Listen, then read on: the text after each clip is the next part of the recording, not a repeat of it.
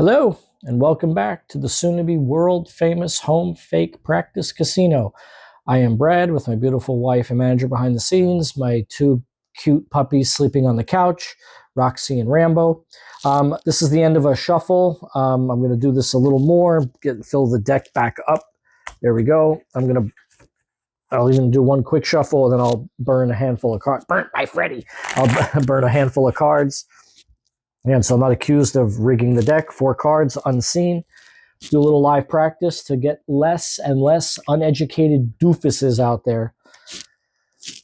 Because I love talking about blackjack. I love teaching it. I love talking about it. I love watching it. But let's see. Here we go. Okay, 2 ugly hands against the high card. I have to look. Okay, there's not an ace, so the hand will continue.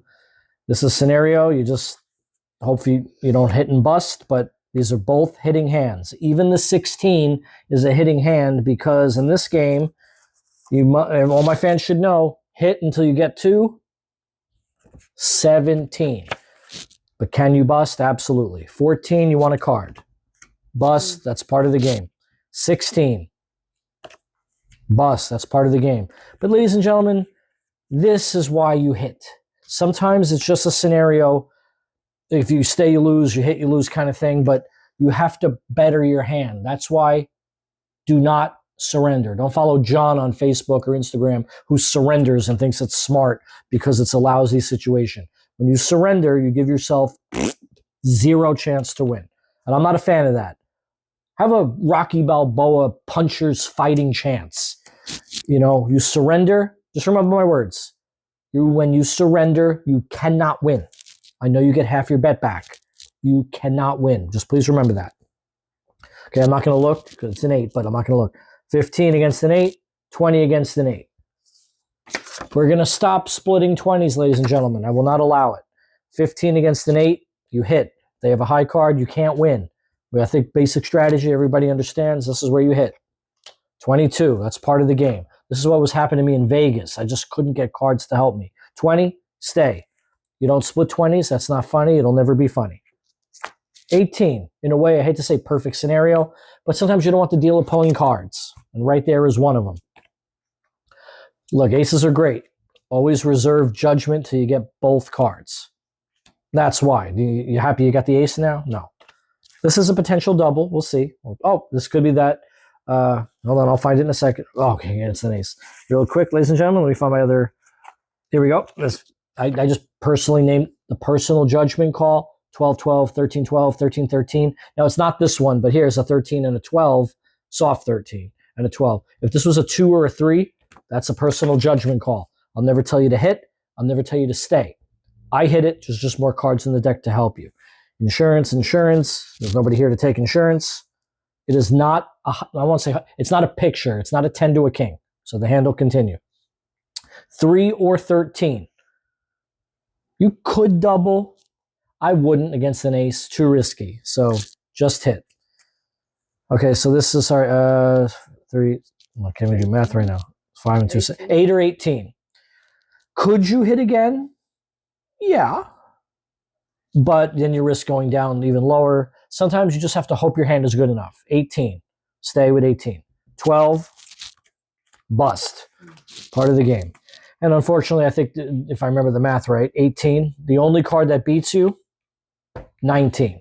And it happens. One more live hand. Not live, excuse me, practice. Sometimes blackjack's very easy, like that 20 against an 8. Sometimes it's very easy.